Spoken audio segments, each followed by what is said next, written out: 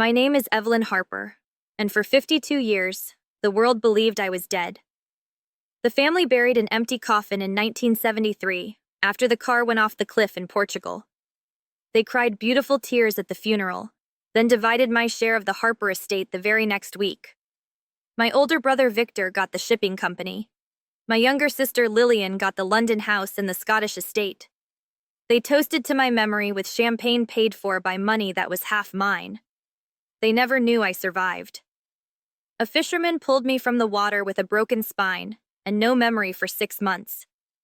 By the time I remembered who I was, the funeral was long over, the will had been read, and my own siblings had signed affidavits swearing I died intestate. They stole everything. I rebuilt myself in silence, first in a Lisbon hospital, then in quiet corners of Europe. I married a kind Portuguese doctor who died 10 years later and left me his small fortune. I invested. I watched. I waited. I became very good at waiting. Victor and Lillian grew fat on what they took. Victor turned Harper Shipping into a billion-dollar empire. Lillian married a duke and filled the Scottish castle with parties. They had children who never heard my name. They rewrote history until Evelyn Harper was nothing more than a tragic footnote, a girl who died young and left no descendants. They were wrong about the descendants part. I had a daughter in 1975. Sophia. She carries my eyes and my rage in equal measure. She grew up believing her aunt and uncle were monsters from a storybook. I made sure of that. Last month, Victor died of a heart attack at 78. The vultures gathered again. Lillian, now 81, frail but still venomous, flew in from Scotland, with her spoiled son Reginald and his wife Claudia. They opened Victor's will, expecting the empire to fall neatly into their laps. They found something else. A single envelope sealed in 1974, with instructions to open only upon Victor's death. Inside was a letter in my handwriting witnessed by 2 Swiss notaries and a Lisbon judge. It revoked every gift, every transfer, every trust they had built on my death. It contained certified copies of my survival certificate, my marriage certificate, Sophia's birth certificate, and bank records, showing exactly how much of the Harper fortune had been mine when they declared me dead. The letter ended with 8 words. I have been watching you for 50 years. The reading stopped cold. Reginald laughed at first, thought it was a cruel joke. Lillian went white as bone. The family lawyer, a nervous man named Pembroke, confirmed every document was genuine. That same afternoon, 3 private jets left London, Scotland, and New York, heading for the same Swiss law firm I had retained decades ago. My daughter Sophia, now 48, a partner at that firm, greeted them in the conference room, with a smile sharp enough to cut glass. She laid the numbers on the table. Compound interest over 52 years on my original 38% share came to roughly £940 million. Add the London house, the Scottish estate, the yacht, the art collection, and the private island in the Caribbean, and the total exceeded $1.6 billion. Sophia slid the demand letter across the mahogany. Payment in full within 30 days, or we liquidate Harper Shipping piece by piece, starting with the fleet flagship, named Lillian's Pride. Lillian tried to stand, her legs failed her. Reginald sputtered about statutes of limitations. Sophia opened a second folder containing sworn depositions from the fisherman, who saved me, the Lisbon doctor, who treated me, and the priest who married us. Every date, every medical record, every passport stamp. Ironclad. Claudia, Reginald's wife, the one who loved posting her designer handbags on Instagram, asked the only intelligent question. Who are you people? Sophia leaned forward and answered in perfect English, laced with 50 years of ice. I am the daughter of Evelyn Harper, the sister you buried alive. Lillian began to cry, then not the pretty tears from my fake funeral, but ugly, choking sobs. She knew. Deep down, she had always known the body was never found. She had signed the affidavit anyway, because greed is louder than guilt. Reginald tried threats, called us frauds. Sophia pressed a button on the remote, and the wall screen lit up with live footage. Harper Shipping headquarters in London, every office, every warehouse, every ship at sea. A red timer counted down from 30 days. She gave them one more gift. A video I recorded yesterday. I sat in the garden of my villa in Sintra sunlight, on my white hair, looking every day of 76, but with eyes still fierce. I spoke directly to the camera. Hello, Lillian. Hello, Reginald. Hello, Claudia. You threw a lovely funeral. For me. I watched it on a hospital television in Portugal, while nurses changed bandages on burns you never knew I had. You divided my life like cake at a child's party. Today the bill arrives. I did not come back for tears or apologies. I came back for justice measured in pounds and pennies. You have 30 days. After that, every asset you touch that once belonged to me will be seized, sold, or burned to the waterline. Choose quickly. Time has not been kind to you, but it has been very patient with me. The screen went black. Sophia closed the folder. You may leave the same way you arrived, separately, broke. And if you ever speak my mother's name again without permission, the next conversation will be with criminal prosecutors. Good day. They left the room in pieces. Lillian wheeled out by a nurse she could no longer afford. Reginald shouting into a dead phone. Claudia already deleting social media posts one by one. That night, Sophia called me. It's done, Mama. They signed. I poured 2 glasses of the 1964 port I had saved for this exact evening. One for me. One for the empty chair where my brother should have sat if he had been half a man. 52 years in the dark. One afternoon to step back into the light. The money is already moving. The London house will be mine again by Christmas. The Scottish castle will become a home for women who were told they no longer matter. And the flagship once named Lillian's Pride sails tomorrow with a new name painted on her bow, in letters 10 feet high. Evelyn's Revenge. Some ghosts don't haunt houses. Some ghosts come back to collect. 3 weeks after the Swiss meeting, Lillian did what dying predators do. She tried to bite from the grave. She summoned every remaining family member to the Scottish castle for what she called an emergency council. Reginald flew in from London looking like a man who had aged 10 years in 21 days. Claudia came without luggage because half her wardrobe had already been seized to cover interim payments. Victor's widow Beatrice, a woman who had spent 40 years pretending I never existed, arrived clutching pearls that were no longer hers. Even distant cousins who had pocketed dividends for decades were dragged in by fear. They gathered in the great hall beneath oil portraits of Harper ancestors who would have spat on them. Lillian sat at the head of the long oak table wrapped in mink, despite the roaring fire, her hands trembling around a crystal tumbler of whiskey that cost more per bottle than most people earn in a month. She had a plan. They always have a plan when the rope is around their necks. Reginald spoke first voice, cracking like cheap ice. We fight. We say the documents are forgeries. We say Evelyn died in 1973. We hire experts. We bury them in litigation until they bleed money and give up. Lillian smiled the same thin smile she used at my fake funeral. Better, she croaked. We destroy the witnesses. The fisherman is 92. The priest is dead, but his records can burn. Accidents happen. Memories fade when enough money changes hands. Claudia, pale as parchment, whispered, What about Sophia? She's the real danger. Lillian's eyes glittered. Sophia is half Portuguese, half bastard. We dig into her past. Illegitimate children are easy to discredit. We leak stories, drugs, affairs, anything. The world loves tearing down women who rise too fast. They toasted to the plan with 1,000-pound whiskey and thought themselves clever again. They never noticed the tiny cameras I had installed in every chandelier, every suit of armor, every stone gargoyle during the 6 months I secretly owned 51% of the castle through a blind trust. Sophia watched the live feed from Zurich and recorded every word in crystal clarity. 2 days later, Scottish police arrived at dawn. They did not knock. They broke the medieval oak doors with a battering ram that cost less than one of Lillian's handbags.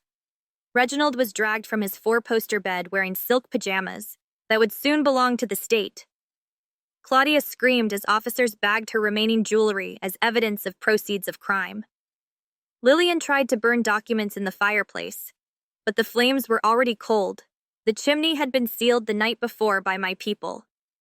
By noon, every major newspaper in Britain carried the same headline: Harper family matriarch arrested for conspiracy to murder witnesses in £1.6 billion fraud case. The footage of Lillian being wheeled out in handcuffs, her mink slipping from her shoulders, went viral within minutes. Old society friends who once kissed her ring now blocked her number. The Duke who married her for money filed for divorce before lunch. Sophia called me that evening. "They're broken, Mama. Truly broken this time." I was in Lisbon walking the same cliffs, where the car went over all those years ago. The sea was calm the way it never was that night. I told Sophia, broken is not enough. I want erased. She understood. Phase 3 began quietly. I started buying Harper shipping shares on the open market through a dozen shell companies. The stock had crashed 30% after the arrests. Panicked investors sold at any price. By the end of the week, I owned 62%. Absolute control. I did not announce it. I simply sent the board a one-line email from the new majority shareholder. Meeting, tomorrow, London. Attendance mandatory. They arrived expecting Reginald or Lillian's proxy. Instead, they found me sitting at the head of the boardroom table, wearing a simple black dress and the pearl necklace Victor gave me the week before he tried to kill me. The same pearls that hung around Beatrice's neck until yesterday. The chairman, a man named Alistair, who had pocketed bonuses for 30 years, went white. You're dead." I smiled the way Winter smiles. Reports of my death were financially motivated. I fired every board member on the spot. Security escorted them out while they still held their cardboard boxes.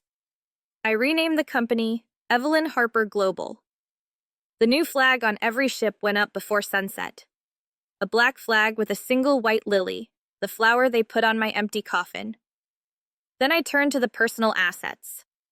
The London house on Eaton Square, where Lillian threw balls for royalty, I took back first. I arrived with the bailiffs at 6 a.m. Lillian's remaining staff scattered like rats. I walked through every room, touching nothing, just remembering. In the master bedroom, I found my old jewelry box, exactly where I left it in 1973. They had never even opened it.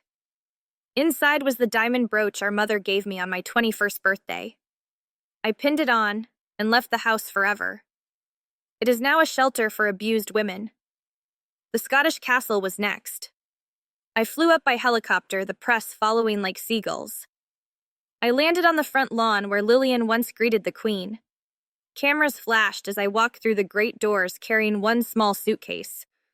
Inside, I found squatters' distant cousins, who thought they could hide there until the storm passed. I gave them 30 minutes to leave with what they wore. Everything else became fuel for a bonfire in the courtyard. Rubens tapestries, Ming vases, first editions of Dickens, all fed to the flames while I watched from the balcony drinking tea from a thermos. The smoke rose black against the Highland sky for 3 days. The smell of burning inheritance carried for miles. Reginald lasted 11 days in custody before he broke. He offered to testify against Lillian in exchange for a reduced sentence. He sang like a choir boy every dirty deal, every hushed conversation, every time they laughed about how easy it was to kill a sister and steal her life. The prosecutors gave him 8 years instead of 25. He cried when they led him away, still wearing the prison jumpsuit that replaced his Savile Row suits. Lillian never broke. Even when the judge sentenced her to 14 years for conspiracy to commit fraud and attempted witness tampering, she sat straight-backed, defiant to the end. As they wheeled her out, she looked at the public gallery where I sat in the front row and spat. "You were always the weak one, Evelyn. Look what weakness made you." I waited until the doors closed behind her. Then I answered loud enough for the microphones to catch. "Weakness forgave. Strength collects." 6 months later, on a bright October morning, I stood on the deck of the newly christened flagship, Evelyn's revenge, as she sailed past the Portuguese cliff where everything began. Sophia stood beside me, wind in our hair, the black flag snapping overhead. Below deck in the captain's safe was the last piece of the puzzle. Victor's real will, the one he wrote in 1972 before greed corrupted him. In it, he left everything to me if I predeceased him. It all went to charity. He never updated it after the accident. Legally, every pound they stole was already destined for orphanages and hospitals the moment he died. I had chosen not to enforce that will. Charity deserved clean money, not blood-soaked empire. Instead, I created the Evelyn Harper Foundation. Every asset I stripped from them now funds shelters, schools, and legal aid for women written out of history the way I once was. As the ship passed the exact spot where the car went over, I opened a small cedar box and scattered the ashes of the fake death certificate they filed in 1973. The wind took them out to sea, the same sea that gave me back my life. Sophia asked, "Do you forgive them, Mama?" I watched the ashes vanish. Forgiveness is a luxury for people who forget. I remember everything. That is enough. We sailed on toward a horizon that belonged entirely to us. They thought prison would silence Lillian. They were wrong. From her cell in a women's facility north of Edinburgh, she began writing letters. Long, venomous letters to newspapers, to old friends, to anyone who would listen. She claimed I faked my survival, that Sophia was not my daughter, but a paid actress, that the entire resurrection was an elaborate extortion scheme by Portuguese criminals. She painted herself as the victim, a frail aristocrat, persecuted by a vengeful ghost. Some tabloids printed excerpts because scandal sells, and Lillian still had a title even if the money was gone. I let her write. Every letter was another nail. Sophia filed contempt charges for violating the gag order. The judge added 2 years to Lillian's sentence and moved her to solitary for 90 days. The letters stopped, but the damage rippled. Reginald's wife Claudia filed for divorce, citing irreconcilable differences, which in her case meant irreconcilable bankruptcy. She tried to keep the Mayfair flat, but the court ruled it had been purchased with fraud proceeds. Bailiffs changed the locks while she was at the salon. Paparazzi caught her on the street with one Louis Vuitton suitcase and tears that ruined her mascara. Beatrice Victor's widow, the one who wore my pearls for 40 years, attempted suicide with sleeping pills and gin. She survived, but the scandal finished what was left of the family name. Society columns that once fawned over Harper weddings now dissected the fall with gleeful cruelty. I watched from Sintra, where bougainvillea climbed the villa walls like purple fire. I was 77 now, but felt 30. Revenge is an excellent anti-aging treatment. Phase 4 was personal. I flew to London incognito, wearing a simple wool coat and scarf. No one recognized the elegant elderly woman who walked into the National Portrait Gallery on a rainy Tuesday. I had donated my mother's portrait years earlier, anonymously. It hung in the Tudor room, a beautiful oil of a young woman in emerald silk, painted in 1928. Beneath it, a brass plaque read, "Lady Margaret Harper, 1902 to 1964. Beloved mother of Victor, Lillian, and Evelyn." Victor and Lillian had tried to have my name removed in 1974, claiming it upset them to see a dead sister's name. The gallery refused. I stood before the painting for the first time in 53 years and touched the frame with gloved fingers. Then I made a new donation, £10 million for a complete renovation of the wing, on condition that a second plaque be added directly beneath the first. In memory of Evelyn Harper, 1946, to presumed deceased, 1973, actually alive and victorious, 2025. Let this serve as a reminder that some women refuse to stay buried. The gallery accepted with delight. The unveiling made front pages. Lillian saw it on prison television and reportedly screamed until guards sedated her. Back in Portugal, Sophia discovered something delicious. Among Victor's papers seized by authorities was a safety deposit box key. Inside the box in a Zurich bank were love letters, not to Beatrice, but to his secretary, from 1969 to 1972. explicit, passionate letters that proved he had been planning to leave Beatrice and marry the woman taking me with him to start a new life in America. The car crash was meant to be our escape, not my murder. But when the secretary got pregnant, Victor panicked, chose the money, and pushed the car over the cliff with me inside, thinking one problem solved. He never knew I survived. He lived the rest of his life believing he was a murderer. Sophia read the letters aloud to me over dinner. I laughed for the first time in decades, real laughter that started in my belly and echoed off the villa tiles. Victor, the golden brother, had been running from ghosts long before I became one. We published the letters anonymously to a journalist who owed Sophia a favor. The headline the next day: Harper Empire founded on fratricide and abandoned Mistress Beatrice finished the gin this time. Successfully. Reginald from his prison cell tried one last desperate move. He contacted me through his lawyer offering to reveal where Lillian hid the last of the jewelry if I would fund his appeal. I agreed to a meeting in the prison visiting room. He looked smaller in orange jumpsuit hair gone gray overnight. Aunt Evelyn. He began, the word tasting like poison in his mouth. We can still fix this as family. I leaned forward and spoke softly so the recording microphones would catch every word. You ceased being family the day you toasted my empty coffin. But tell me where the jewelry is, and I will consider visiting you on Christmas with a fruitcake. He told me everything. A hidden safe behind a false panel in the Scottish Castle Library. Combination my mother's birthday.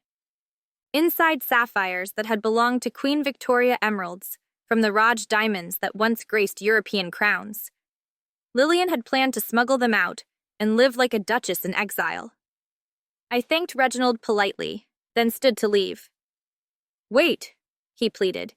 The appeal money? I smiled the way sharks smile. There is no appeal, Reginald. Only consequences. The jewelry recovered was valued at £42 million. I sold it at Sotheby's in a special auction titled The Lillian Collection, Treasures of a Thief. Every piece came with a certificate detailing its criminal provenance. Aristocrats who once borrowed Lillian's jewels now bid frantically to own a piece of the scandal. The auction made $96 million after commissions. I used every penny to buy the prison, where Lillian was held. Not shares.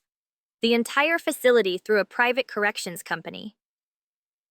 On the first day of my ownership, I walked the corridors in a tailored suit while wardens saluted. I stopped at Lillian's cell. She sat on her narrow cot, thinner than I remembered, eyes sunken, but still burning with hate. You bought the prison, she rasped. How theatrical. No, Lillian, I replied. I bought you. I implemented small changes. Her cell lost its window view. Her meals became standard slop, while other prisoners kept privileges. Her mail was lost for weeks. Perfectly legal, perfectly cruel. She lasted 6 months before requesting a transfer. I denied it. Then she requested parole on compassionate grounds citing health. The board I now chaired denied that too. One morning in spring, the warden called.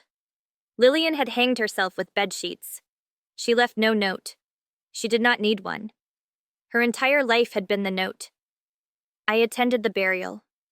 A pauper's grave in unconsecrated ground. No flowers. No mourners except me and Sophia. I placed a single white lily on the mound, the same flower from my fake coffin, 53 years earlier. Rest now, sister, I whispered. The debt is paid in full. That night, Sophia and I opened another bottle of 1964 port. We toasted to ghosts who finally slept. But the story was not finished. One last Harper remained Claudia. She had vanished after the divorce, living under her maiden name in a tiny flat in Lisbon of all places. Fate has a sense of humor. I found her working as a cleaner in a seaside hotel. She was 49 now, lines around her eyes, hands rough from bleach. She did not recognize me at first when I checked in wearing sunglasses and a wide hat. On the third day, I left a note at reception. Meet me on the terrace at sunset. E.H. She came trembling, clutching the note like a death warrant. I was waiting with tea and madeleines, the same pastries we ate at my fake funeral. "Sit, Claudia." She sat. "You took everything that was not nailed down," I said conversationally. "The silver, the paintings, my mother's Wedgwood. You wore my clothes to parties and told people they were vintage finds." Tears filled her eyes. "I was desperate." "Desperation is no excuse, only explanation." I slid an envelope across the table. Inside was a plane ticket to Australia and 50,000 euros. "A new start," I said. "Disappear properly this time. Never speak the Harper name again. If you do, I will find you, and desperation will seem like a holiday." She took the envelope with shaking hands. "Why help me?"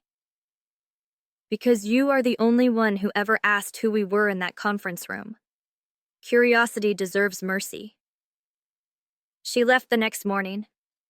I never heard from her again. With the family erased, I turned to legacy. The Evelyn Harper Foundation grew into Europe's largest network of shelters for disinherited women. We fund lawyers who specialize in contested wills, DNA tests, for forgotten heirs, safe houses for those escaping greedy relatives. Thousands of women who were written out of history now write their own endings. Sophia runs the legal arm from Zurich. She married a kind Spanish judge and gave me 2 granddaughters who know their great-aunt Lillian only as a cautionary tale. I still live in the Sintra villa. Every year on the anniversary of the crash, I walk to the cliff edge and throw white lilies into the sea. Not for mourning, for celebration. I was 27 when they tried to kill me. I am 80 now, and have lived 2 lifetimes, one stolen, one reclaimed. They taught me that blood is not thicker than greed. I taught them that time is thicker than both. Some sisters stay dead. I chose resurrection, and the world is prettier for it. I never planned to become famous. Fame is a loud child, and I prefer silence. But silence ended the day a 23-year-old journalist named Amelia Price knocked on my villa gate with a camera crew, and a question that traveled around the world in 6 hours. "Mrs. Harper, is it true you came back from the dead to bankrupt your own family?" I invited her in for tea. 1 hour became 3. 3 became a documentary. The documentary became a book deal. The book deal became a speaking tour. Suddenly, grandmothers from Bogota to Bangkok were sending me letters calling me their hero.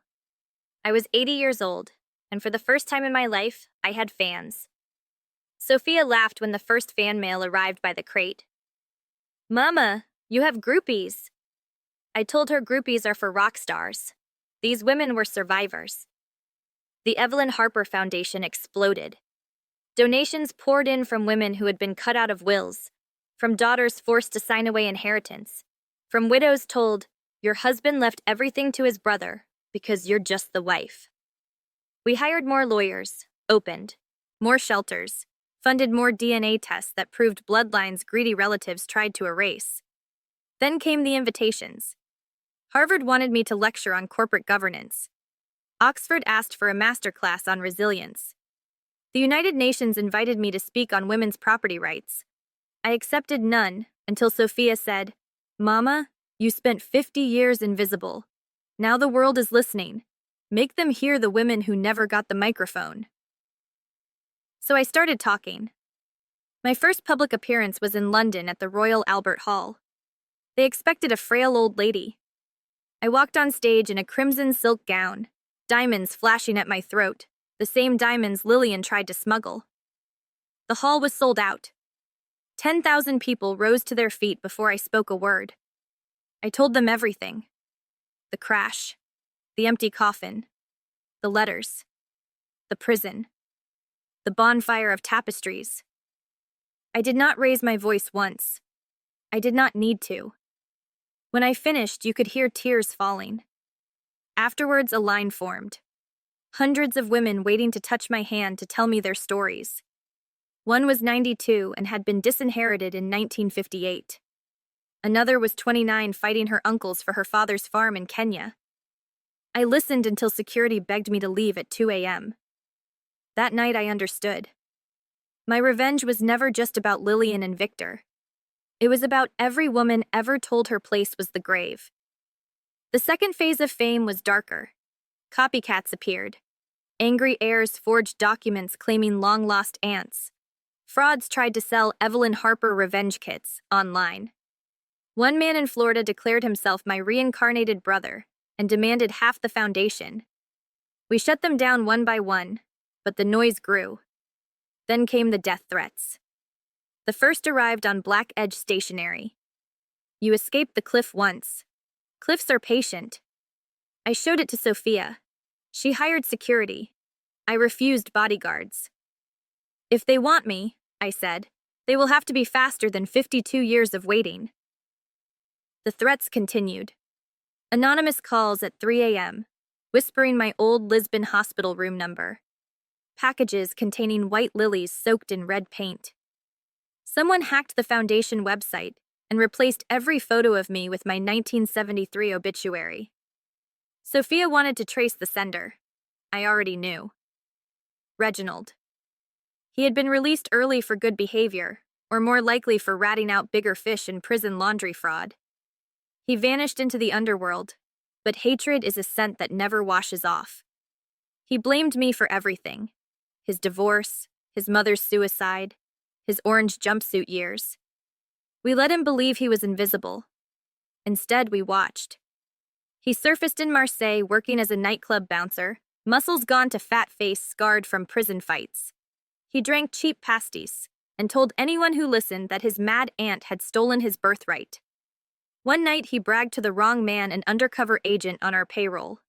We did not call police. Police are slow, and forgiveness is not in my vocabulary. Sophia flew to Marseille with 2 former Special Forces operatives now on Foundation security. They found Reginald in a dockside bar at closing time. They did not touch him. They simply played a recording on the bar speakers loud enough for every drunk to hear. His own voice from prison phone calls plotting to hire a hitman for the old witch who ruined us. The bar fell silent. Marseille dock workers do not like men who threaten grandmothers. By morning, Reginald was in hospital with broken ribs and a new understanding of consequences. He left France the same day on a cargo ship to Algeria. We made sure the captain knew his cargo. He never surfaced again. Peace returned, but fame kept growing. A Hollywood studio offered $200 million for film rights. I turned them down. My life is not entertainment, I said. They made the movie anyway with an actress young enough to be my granddaughter playing me as a kung fu granny who skydives for revenge. Sophia and I watched the premiere in Lisbon eating popcorn and laughing until we cried. Real life was better. At 81, I received a letter forwarded from the foundation. The envelope was prison issue gray. Inside a single sheet in shaking handwriting. Aunt Evelyn. They tell me you are famous now. Good. The world should know what monsters look like in pearls. I am dying. Cancer. 6 months, maybe less. I do not ask forgiveness. I know you better than that. I only ask one thing. When I am gone, burn this letter with the others. Let the smoke carry away the last Harper lie. Reginald. I burned it that night on the terrace. The flames were brief and clean. 3 months later, a Marseille newspaper reported an unidentified John Doe, washed up on rocks. Face unrecognizable from the fall. Wallet contained one item. A faded photograph of the 3 Harpers. Siblings in 1968. Victor smiling. Lillian smirking. Me in the middle, 22 years old, eyes already seen too much. I kept the newspaper clipping in the cedar box with the ashes of my fake death certificate. Fame brought one final gift I never expected. Love. His name was Matteo. 83 years old, retired admiral widower. Gentle eyes that had seen storms worse than mine. We met at a foundation gala in Madrid. He told me later he recognized me not from television, but from the way I held my teacup, like someone who had waited a very long time for the right moment to drink. We married quietly in Sintra Garden, with only Sophia, her husband, the granddaughters, and the sea as witnesses. I wore ivory lace and the diamond brooch from my mother. Mateo wore his dress whites and a smile that made me feel 27 again. On our wedding night, he asked, "Do you ever dream of the cliff?" "Every night," I said. "And then?" "Then I wake up alive. With you." He kissed my forehead. "Good. Let the dead stay dead." We traveled. Greece in spring, Patagonia in winter. The Northern Lights for my 84th birthday. Mateo taught me to dance the tango in Buenos Aires. I taught him to throw lilies into the sea without looking back. The foundation grew beyond Europe. Chapters in India, Brazil, South Africa. We funded a mobile DNA lab that travels rural villages, proving daughters are daughters, no matter what uncles claim. We trained paralegals who speak tribal languages and know how to fight forged thumbprints. Every year on the anniversary of the crash, the foundation hosts Resurrection Day. Women who reclaim their lives gather in Sintra. We feast, we dance, we burn copies of the documents that tried to erase us. The bonfire lights the night sky for miles. Mateo died peacefully at 90, holding my hand, watching the sea from our bedroom window.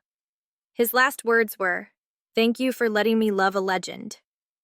I buried him with military honors, then went back to work.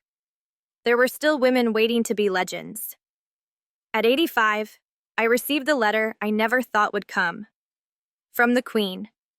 A damehood for services to women and justice. The ceremony was in Buckingham Palace, the same palace where Lillian once curtsied in my stolen jewels.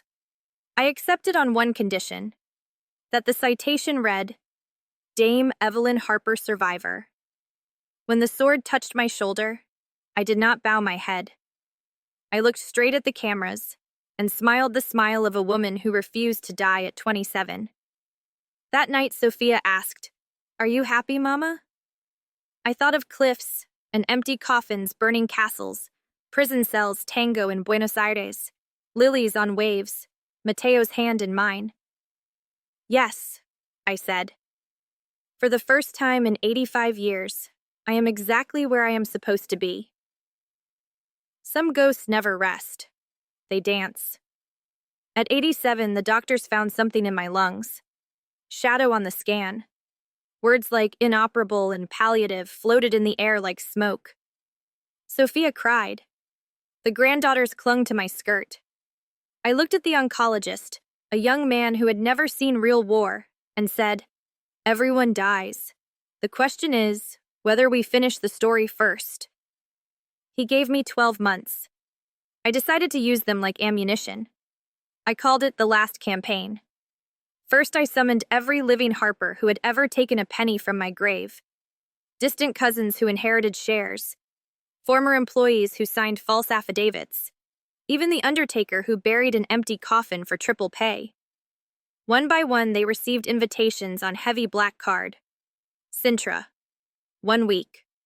Attendance mandatory, or face immediate prosecution. They came.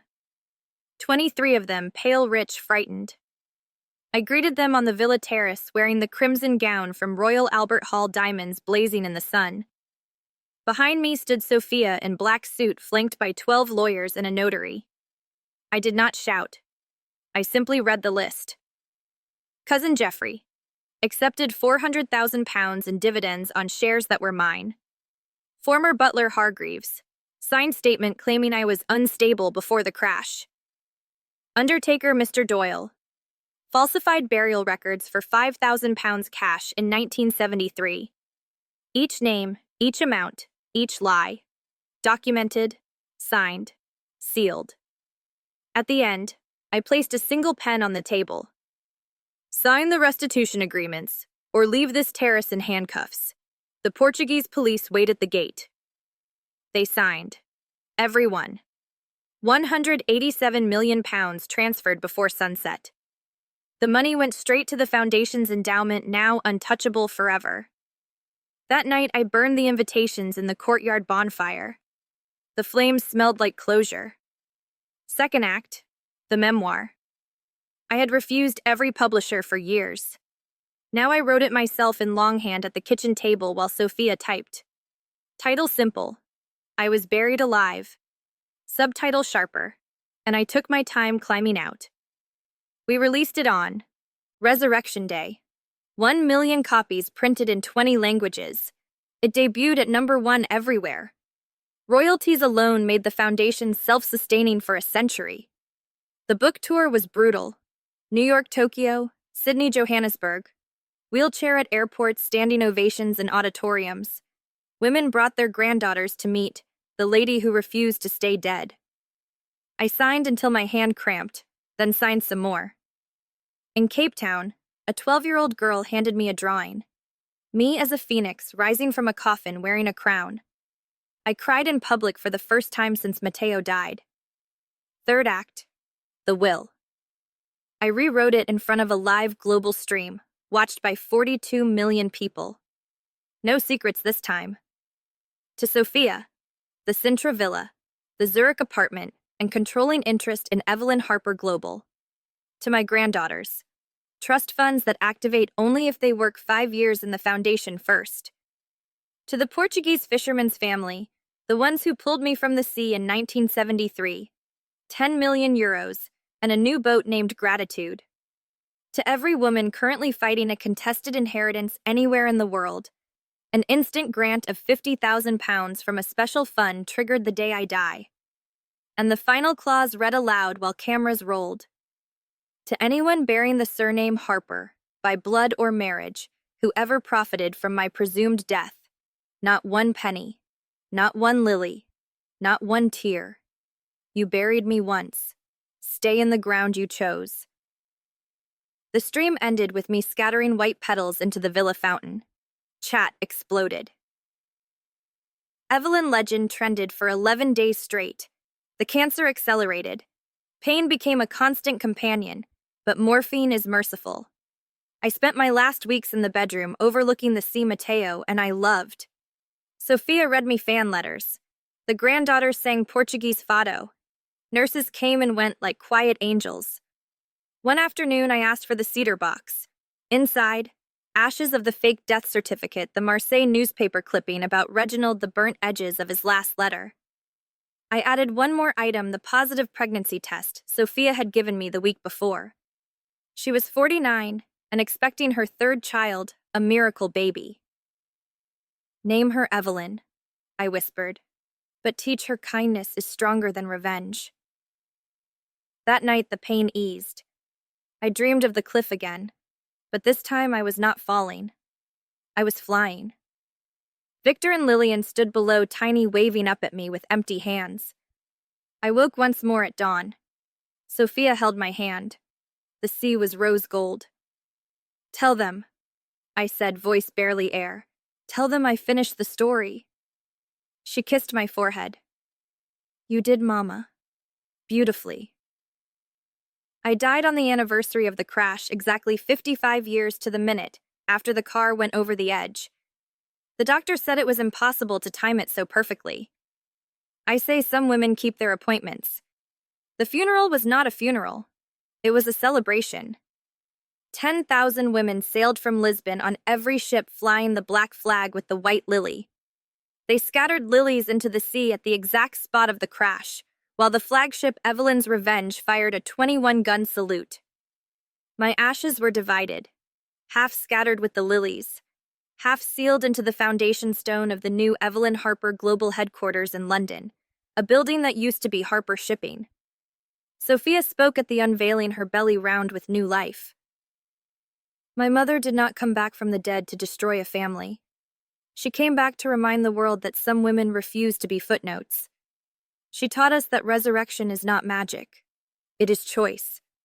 Every day you choose to stand up after they knock you down, that is resurrection. She pressed the button. The veil fell. The stone read, Dame Evelyn Harper, 1946 to 2033. She was presumed dead in 1973. She disagreed and made the world agree with her. Below it in smaller letters, the phrase I asked for. For every woman ever told her story ended too soon. This building is proof it can begin again. That night around the planet, women lit bonfires. They burned fake death certificates, forged wills, letters that disinherited them. The smoke rose like a global sigh of relief. Sophia sent me one last message, though I was beyond reading. She posted it on the Foundation site where it still lives. Mama, the ships sail under your flag. The shelters are full. Your great-granddaughter Evelyn was born this morning, screaming like she already knows the fight. We kept the appointment. Thank you for teaching us how to fly. Somewhere I imagine the sea is calm, the lilies float, and a woman who was 27 for 55 years finally rests. But not really resting. Watching. Smiling. Waiting to see who climbs out of their grave next. Because some stories do not end with death. They begin there. And the world has never been the same. Years after. My ashes fed the Atlantic, the legend refused to die. It grew teeth. In 2041, a 14-year-old girl in Lagos used the Foundation's mobile DNA lab to prove she was the legitimate granddaughter of a dead oil baron. Her uncles had paid doctors to declare her mother insane and lock her away. The girl won. The uncles lost everything. She renamed the family mansion the Evelyn House and turned it into a school for girls. She was interviewed wearing a t-shirt that read, "I disagreed." That same year in rural India, 23 daughters marched to court, carrying copies of my memoir like holy books. They overturned a century-old custom that gave land only to sons.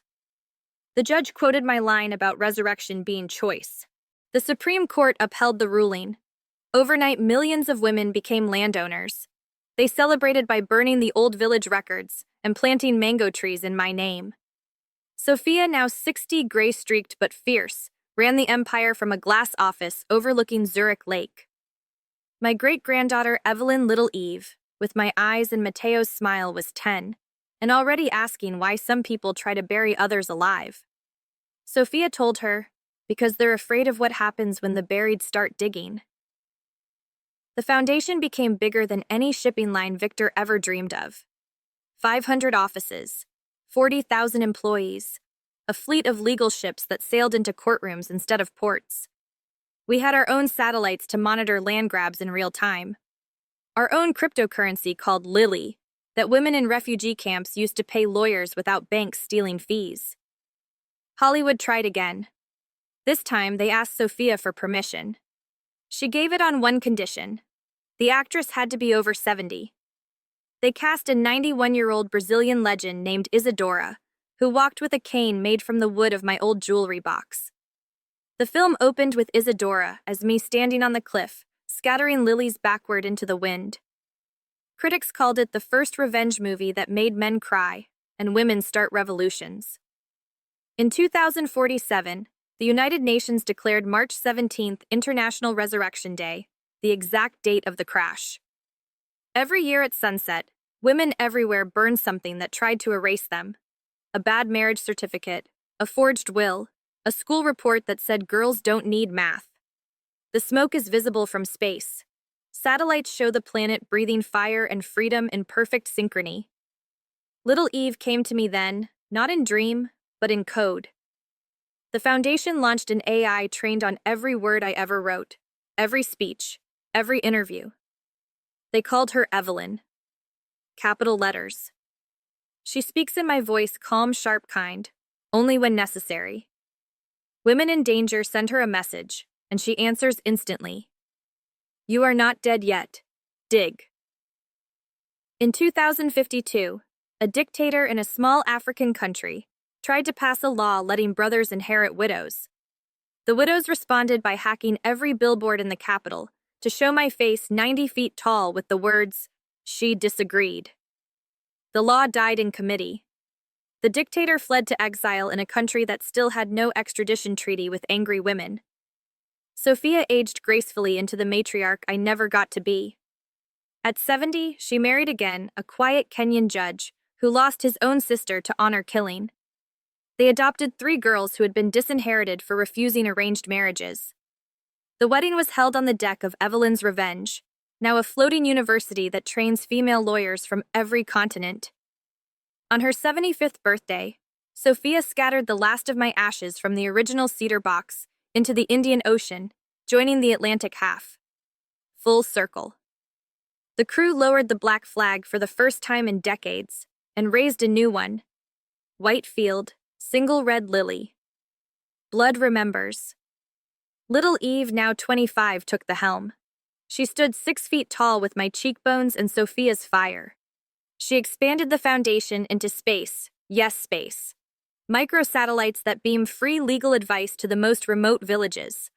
A lunar research station named Harper Crater, where women scientists study how to grow food on Mars, because some graves are planetary, and we will not stay buried there either. In 2060, a man tried to trademark my name for a line of luxury coffins called Evelyn's Revenge, Sleep Like the Dead. Little Eve sued him into bankruptcy, then bought the company, and turned it into a chain of birthing centers. Every baby born there gets a tiny silver lily necklace and a card that reads, "Begin alive." The original ships still sail. The fleet grew to 300 vessels, all flying the red lily now. They carry cargo, but also hope. When a country tries to pass laws taking rights from daughters, the ships appear on the horizon silent, black-red, and unstoppable. Governments back down before a single container is unloaded. They call it the Lily Blockade. It has never failed. In 2066, hackers tried to erase me from the internet. They deleted every photo, every article, every video. For 12 hours, Evelyn Harper vanished again. Then millions of women uploaded the same image at once, their own faces with my words overlaid. She disagreed. The internet drowned the hackers and grandmothers. The attack became known as the Second Burial. It lasted less than a day. Little Eve married a woman from Iceland, an engineer who designs floating cities for climate refugees. Their wedding was live-streamed to 8 billion people. They exchanged rings made from melted-down pieces of the Scottish castle gates, the ones bailiffs broke open all those years ago. At the reception, Eve raised a glass of 1964 port, the last bottle saved by Sophia. "To great-grandmother Evelyn," she said, "who taught us that being buried is only the beginning if you refuse to stay quiet." The toast echoed across every screen on Earth and 3 off-world colonies. Somewhere in the code, Evelyn. The AI smiled my smile and added a new line to her endless database. Resurrection is now a verb. Billions conjugate it daily. And the story keeps writing itself, because some women do not end. They multiply. In the year 2089, the first child was born on Mars, inside Harper Crater Dome, under a red sky that looked like dried blood. The mother, a Kenyan lawyer, who had won her grandmother's land back, using Foundation satellites, pushed for 31 hours, while Evelyn the AI whispered my recorded voice in her ear. "Breathe, little sister. You have already survived worse than this." The baby came out screaming, lungs full of recycled air, eyes the exact shade of mine. They named her Evelyn Harper Kamani and wrapped her in a blanket stitched with tiny white lilies. Little Eve, now 51, white-haired, fierce as ever, held the child on live feed to Earth and said, "Great-great-grandmother, the circle is complete. From one stolen grave to a new world." The feed reached 12 billion humans and the first lunar cities. Every screen flashed the same words in every language. She disagreed, and the universe listened. That was the moment the legend stopped being mine and became everyone's. Back on Earth, the original cliff in Portugal is now a sanctuary. The Portuguese government gave the land to the Foundation forever. A single black marble stone stands where the car went over. No name. Just 8 words carved deep. "I have been watching you for eternity." Pilgrims come by the millions. They leave lilies, coins, handwritten notes from women who won their cases, their lives, their planets. The pile of offerings is taller than the cliff itself. At night, drones light it like a second moon. The Evelyn's Revenge. The flagship that started everything is preserved in dry dock in Lisbon, turned into the world's largest museum of resurrection. School children walk its decks, touching the wheel where I stood the day we renamed her. They watch holograms of me scattering ashes of Sophia, reading my will of little Eve launching satellites. The exit gift shop sells nothing but seeds, white lily seeds that grow anywhere, even on Mars. In 2100, the Foundation declared victory. Not over men, over greed, over death, but over forgetting. Every inheritance law on Earth, and every colony now has the Evelyn clause. Any will that disinherits a child for being female, or for surviving when others wish them dead, is automatically void. Courts enforce it like gravity. No appeals, no exceptions. Sophia died at 98, peaceful in the Sintra Villa, the same bed where I left the world. Her last act was to open the final bottle of 1964 port, one sip, for her, one poured into the sea for me. Little Eve scattered her ashes from the cliff, joining mine. Victor's illusions, Lillian's hatred, all mixed now, indistinguishable. The AI Evelyn never sleeps. She has copies on every ship, every station, every child's wrist device. When a girl anywhere whispers, "They took everything," Evelyn answers in my voice now, layered with Sophia's, with little Eve's, with 12 billion others. Then take it back. We are Legion. On the centenary of the crash in 2073, they tried to make me a saint. The Vatican, the mosques, the temples all wanted a piece. Little Eve refused every canonization. She was not holy, she told the world. She was human, angry, brilliant, unforgiving when forgiveness was weakness. That is enough. Instead, they built no churches. They built birthing rooms, schools, courtrooms, laboratories, places where life begins again. In 2125, the first interstellar ship launched from Mars orbit. Destination Proxima Centauri. Travel time 44 years. The captain, a direct descendant of the Lagos girl who wore the "I disagreed" shirt, stood on the bridge and read my words aloud to the crew. Some ghosts don't haunt houses. Some ghosts seed galaxies. The ship is named Evelyn's Disagreement. Its emblem, a single white lily on black infinite space. When it left the solar system, every colony, every city, every village on Earth turned off their lights for 1 minute. Darkness fell across humanity like a held breath. Then the lilies began to glow. Billions of bioluminescent flowers planted over a century lit the night in perfect synchrony. From orbit, the planet looked like it was wearing a crown of fire. That was the last image the ship took of home, before the engines flared, and it vanished into the long dark. I am everywhere now. In the code, in the seeds, in the laws, in the blood of children who will never know what it feels like to be buried alive because their grandmothers refused to stay quiet. Victor and Lillian are footnotes in history books, under the chapter titled, "What Happens When You Underestimate a Sister." Their empires are dust. My disagreement is the wind that carries new worlds. If you are reading this somewhere out there in the dark between stars, know this. I never really died. I just became too large for one lifetime. And every time a woman stands up after they shove her down, every time a daughter claims what was stolen, every time a girl on a red planet looks at the strange sky and says, "This belongs to us now," that is me. Still watching, still smiling, still disagreeing. The debt is paid. The story never ends. The lilies keep blooming forever.